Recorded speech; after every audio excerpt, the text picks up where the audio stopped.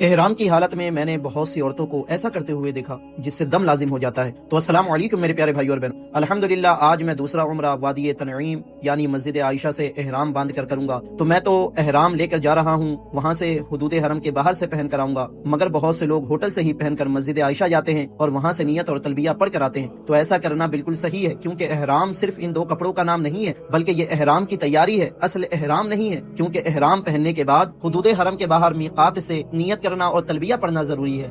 تو میں احرام لے کر مسجد عائشہ پہنچ جاتا ہوں، جہاں سے احرام پہننے سے پہلے پیارے نبی کی سنت کے مطابق عادل قادری کا شنایا گولڈ عطر جسم پر لگاتا ہوں، کیونکہ احرام پہننے سے پہلے نیت کرنے سے پہلے خوشبو لگانا ہمارے نبی کی سنت ہے۔ پھر مسجد عائشہ میں جا کر نماز ادا کرتا ہوں۔ یہ وہ جگہ ہے جہاں سے ہمارے نبی نے حجۃ الوداع کے موقع پر حج کے بعد حضرت عائشہ کے بھائی حضرت عبد الرحمن کو حکم دیا، انہیں وادی تنعیم حرم کے باہر لے جاؤ تاکہ وہاں سے عمرہ کے لیے احرام باندھ لے۔ تو اس جگہ سے سب سے پہلے ہمارے نبی کے حکم کے مطابق حضرت عائشہ نے احرام باندھ کر عمرہ کیا تھا، اس لیے اس مسجد کا نام مسجد عائشہ ہے۔ اور حدیث میں جو احرام باندھنے کا ذکر ہے، اس سے نیت اور تلبیہ مراد ہے، کیونکہ عورت کا مرد کی طرح کوئی خاص کپڑا نہیں ہے احرام کے لیے، بلکہ اسی پاک صاف کپڑے میں وہ میقات سے عمرہ کی نیت اور تلبیہ پڑھ کر عمرہ کے لیے حدود حرم میں آئے، جو کپڑا وہ پہنے ہو۔ خیر، پھر میں احرام پہن کر نیت و تلبیہ پڑھ کر کعبہ شریف کا طواف کرنے اور عمرہ کے ارکان ادا کرنے جاتا ہوں۔ تو طواف کے بعد اپنے اس کندھے کو چھپا لیتا ہوں، کیونکہ اغتباء اس ہاتھ کو کھولنے کا حکم صرف طواف کے دوران ہے، طواف کے بعد اسے ڈھک لینا چاہیے۔ اگر کوئی بھول کر یا اسے معلوم نہیں تھا وہ اسی حالت میں سعی بھی کر لیتا ہے تو اس سے کوئی خرابی